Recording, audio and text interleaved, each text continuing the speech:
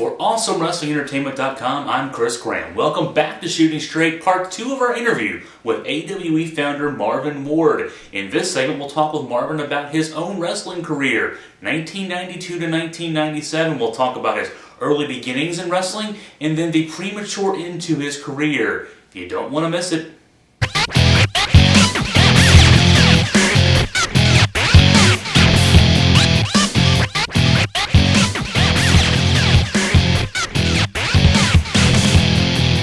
Doug Gibson mean to you? Oh Lord, have mercy. Just had to go there, didn't you? Well, seriously, Doug Gibson, big part of your life. I mean, big part of the reason you're in this business. It was. A lot of people that know me and know my history, know my background. I wrestled professionally from 1992 up to 1997 before I got injured, and Doug Gibson was my stage name, my moniker, whatever you want to call it. Was a big part of my life. A very important and special part of my life. That was some of the greatest times I think I've ever had. I enjoy what I'm doing right now. I love what I'm doing right now. If I had to choose between one or the other, I don't think I could choose, because being Marvin Ward, the promoter, and Doug Gibson, the professional wrestler, they're both as equally important to me. But once I hurt my shoulder and I couldn't wrestle anymore, I just took the Doug Gibson character and I put it away. Didn't talk about it. People always ask me, why don't you talk about it? And it is hard to talk about because it was such an important part of my life. I used to love lacing the boots up, putting the tights on every night and going out and wrestling.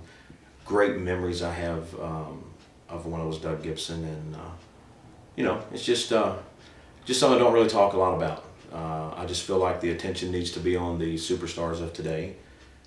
And my job is now taking your Michael Fletchers, taking your Jamin Olivencias, your Ali Akbars, the Aborigine, Short Sleeve Samson, and making them superstars. So I try to keep the attention off of me.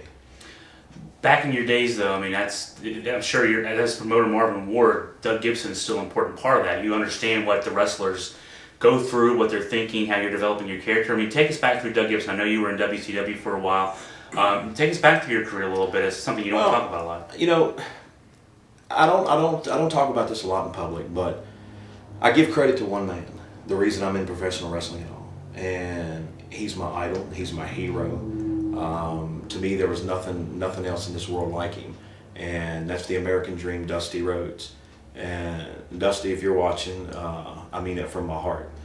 You are the reason why I'm even in this business. And he was my idol. Every week I'd watch television just so I could see the common man, the American Dream, Dusty Rhodes.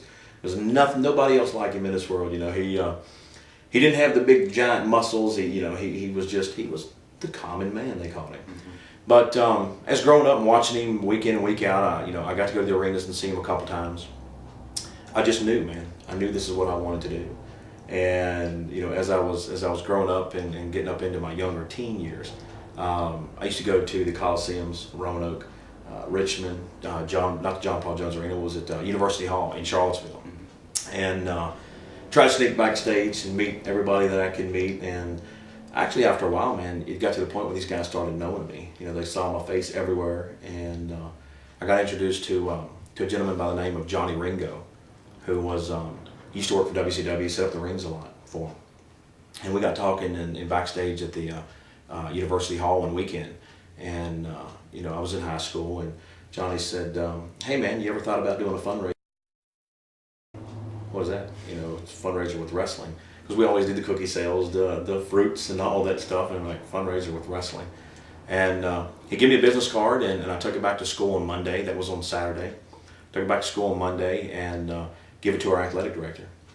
And he made the initial contact. We set it up, and that's really how it all began. They had, that night it was Jim Cornette and Stan Lane was the main event on the card at our high school, which I thought was the greatest thing in the entire world. I love Cornette, man.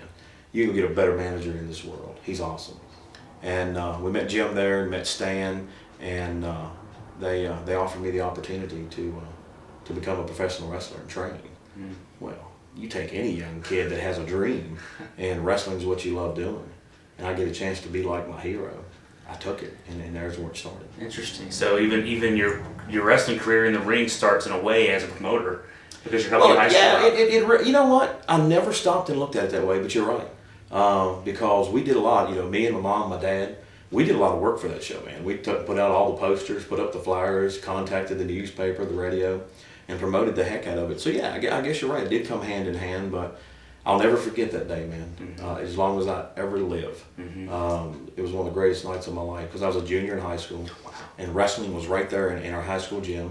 I had something to do with it, and there was Jim Cornette and Stan Lane in the main event in our high school, and I'm like, this is what I want to do for the rest of my life. So let's fast forward a little bit. Your ring career gets going. Take us through that. I mean, here's something you've dreamed about all your life. You helped bring it to your high school. Now you're Doug Gibson. You're one of the stars in the ring. Well, I wasn't Doug Gibson at first. Okay. I started training, and I'm like, okay, everybody's got to have a moniker. Everybody's got to have a stage name. What do I want to be called? All right. So first they tried to put me underneath a mask, and they called me the Eliminator. I'm like, no, I want to show my face. We had several different names that they come up with that I just thought was just horrendous. They wanted to change my name to John. They wanted to call me Steve. They wanted to call me Paul. And I'm like, look, everybody knows me as Doug. Let's just keep my first name. So I was just sitting around one day watching the Rock and Roll Express, Ricky Morton and Robert Gibson. And I love Ricky, but Robert was always my favorite because Robert was the one that's always, he didn't really talk much. Ricky did all the talking. But he was the one when he got in there, man, he was fisted and fired and ready to go. So I said, you know what? Gibson. I like that name, Doug Gibson. So that's kind of how the Doug Gibson name came about. But started wrestling on a lot of indie shows I could get on. Wrestling for free, man, driving hours at a time just to get to a show to make no money, just to get myself on the card. Yeah. And, as this was all going on, I was still going to the WCW shows to try to get autographs. I was still a, quote, mark for this business. I still am today, man. Everybody is. Yeah. And got to the point where even the WCW guys, when it became, that's the time it really started, the trend started to go, get bigger and bigger and bigger. And I happened to be in the Roanoke Civic Center on a Friday night. And I was standing up back, I was parking cars actually. These guys come in, Ricky Steamboat gave me a $5 bill. I kept that $5 bill and had him sign it for me that night. I won't ever forget that either. So I parked his car and I was standing outside waiting for other people to come in, and referee Mike Atkins come in. And he walked up to me and he walked up and he said, hey man, do you know any locals around here? I ain't gonna tell you what the first thing I thought he was talking about, because I ain't never heard that expression before. And I'm like, locals? What are you talking about? And he said, do you have any guys that know how to wrestle? I'm like, yeah, I'm standing right here. And he said, do you have your bags with you? Hey, brother, I never leave home without them. And he said, well, go get it and come on in the back. I didn't know if I was dreaming. I was scared to death. I was shaking. But ran up, got my bag, come back, and he led me up to this big, tall guy with a beard and a mustache. And I was almost hyperventilating, but it was Grizzly Smith, Jake the Snake Roberts' daddy, who passed away not long ago. Yes. He was a road agent for WCW. And he said, so kid, you think you can wrestle? I was like, yes sir, I sure can. So he said, well, you go back in the dressing room, Mike will show you where it's at, get suited up, and you're wrestling for WCW tonight. And I'm like, oh my God. And I got dressed, come back out, and they said, you're going to wrestle the Brad Armstrong, which I think pound for pound, Brad Armstrong is one of the greatest wrestlers in this world today. And so that wasn't intimidating. You're right. So I walk up, they introduced me to Brad. Brad says two things to me. He said, number one, can you wrestle? I said, yes sir, I can. He said, number two, he said, show me how to lock up. Stood there with him and locked up. He said, okay, you're good. The rest of it we'll do out there. And that's where it started. Wow. That's where it started. Incredible, man. And they, they seemed genuinely pleased. I went to Charleston with them the next night. And then on the Norfolk Thursday to the Scope. I won't ever forget that. Wrestled Too Cold Scorpio. And Jesus Christ, I knew that man was there after that show was over with. He tore me to pieces, man. That's got to be one of the stiffest wrestlers I think I've ever worked in my life. Then from there, went down to Center Stage in Atlanta, got to work television. Came back up, worked some more road shows with him, worked Eric Watts. This was the time that Bill Watts was in there wrestling. They was trying to push his boy, and a lot of heat at that time in the business because everybody thought he was just doing it because he was the son. He wanted to get him over. Yeah. And did Center Stage with him 2 more times after that, and that's about the time Eric Bischoff came in and started taking over. And you either had to be a certain height, a certain weight, or a certain look, or they didn't want you anymore. So that pretty much closed the chapter on WCW for me. Okay. And just goes from there. So take us through then. You're in your career. You've been moving around. Comes to a premature halt with the shoulder injury. Well, it does. I left WCW and I called Jim Cornette, and Cornette didn't want nothing to do with me wrestling wise. Nope. Even though he was the one to kind of help me get the ball rolling. I guess I wasn't the look, or he didn't, because he hadn't seen me wrestle at all. They're like, no, I'm not interested. And I'm like, well, no, he ain't gonna get by that easy with me. So they had the Night of Legends down in Knoxville, Tennessee. I packed my gear, get my dress clothes on, drive all the way to Knoxville, Tennessee.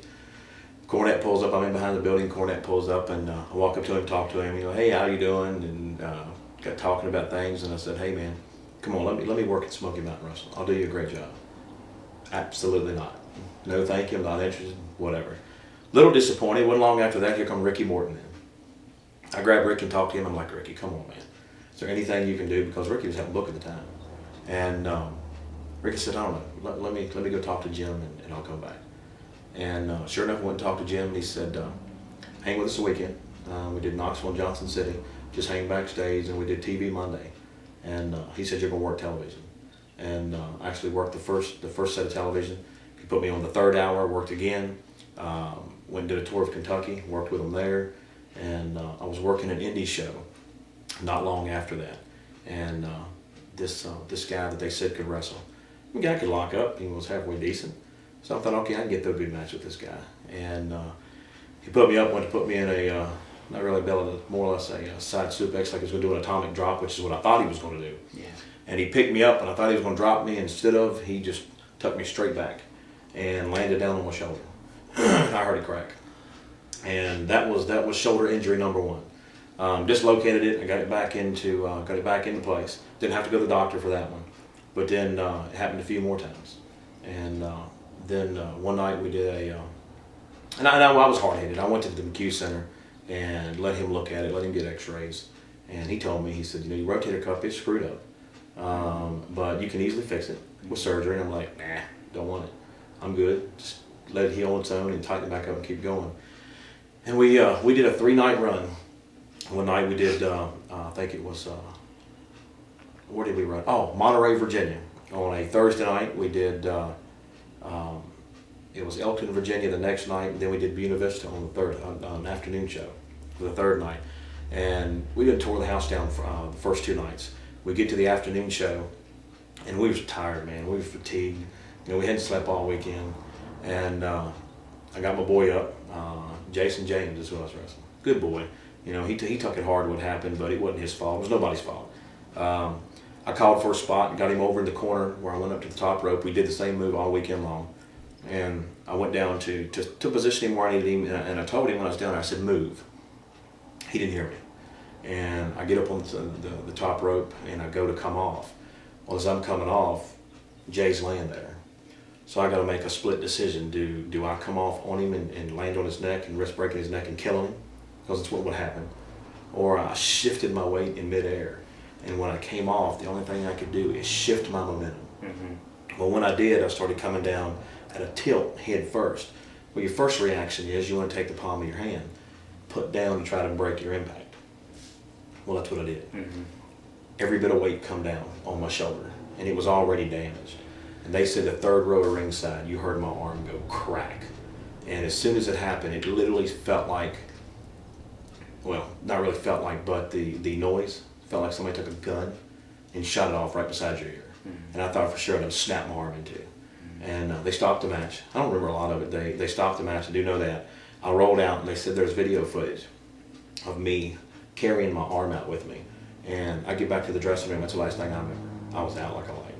And that officially ended my wrestling career. I went back to the McHugh Center the following week, let him x-ray it, look at it. And he said my rotator cuff was completely destroyed. And it is to this day. He said, you need surgery. And I won't have surgery, dude. It scares me. Mm-hmm. So that's where I pretty much buried Doug Gibson. One of the hardest things in life I ever did. I walked away from the business for a little while, and I was miserable. Tried some different jobs, and I'm like, I'm not happy. The wrestling is my life. It's what I've always wanted to do. And somebody said, well, I want you into the promoting aspect of it. You did both. So Doug Gibson officially went in the background. Marvin Ward stepped frontward, and here I'm sitting beside you today. And that's where it all started, where it all ended, and AWE's here.